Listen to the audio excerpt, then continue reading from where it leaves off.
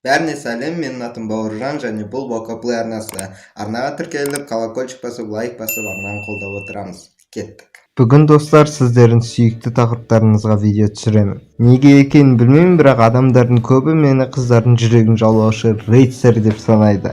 Бірақ ол олай емес, өкінішке орай. Бірақ менің білуімше, мендегі бар информация почти любой қызды сындыруға жетеді. Кеттік. Бірінші, қыздарға өзін-өзі алып жүре алатын адам ұнайды. Ол кез келген ситуацияда, кез келген жағдайда жол табады. Қыздарға 30 жасында мамасымен тұратын жігіттер ұнамайды. Bir жағдай болған жұмыста. Бізде ресторанда администратордың жасы 27-де болатын. Ол әйел адам. Және сушеф, яғни шеф-повардан кейінгі адам. Оның жасы шамамен 30-да.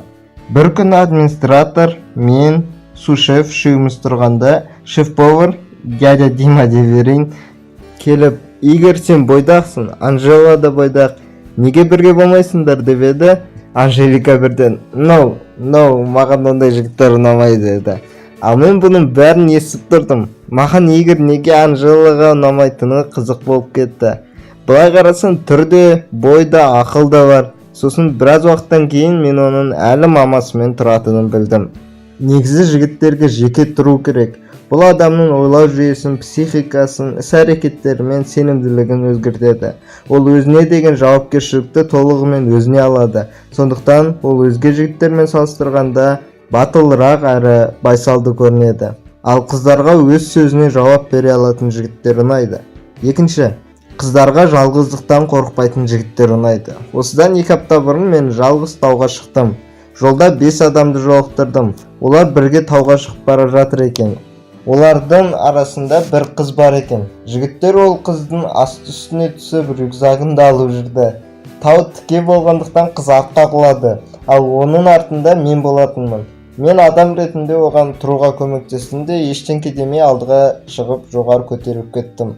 Ал оның қасындағы жігіттер төмен түсіп, көмектесіп, жоғары шыққанша көмектесіп шықты. Ал менің бар ойым өткен жылы бағындыра алмаған шыңға қайта шығу болды. Сосын таудың төбесіне шыққанда, олар мені өздеріне шақырды. Ал мен оларға қосылғым келген жоқ, себебі менің тауға шығуымның себебі жалғыз болып өмір туралы ойлану болатын. Бірнеше минуттан кейін олардың қасындағы қыз менің қасыма келіп, алма, пирог, сусын беріп рахмет айтты. Біз біраз отырып сөйлестік. Аяғында ол қыз маған телефон нөмірін беріп кетті. Ал менің ол қызды сындыру деген ойымда да болған жоқ еді. Шынымен де бұл өмір қызық дүние. Біз бір нәрсені неғұрлым көп қаласақ, оған жету соншалықты қиын болады. Ал егер мән бермесек, өзі келеді. Үшінші, қыздарға міндетті түрде бай жігіт болудың керегі жоқ. Ең бастысы, жігітте сол байлыққа жетуге деген ұмтылыс болуы керек. Егер жігітте шынымен де ұмтылыс болса, ол бай болады. Бұл туралы мен ресторандағы официант қыздан естідім. Ол Анжеламен сөйлесіп жатқанда жігіттің бір нәрсеге талпынып жатқаны көзінен көрініп тұрады деді.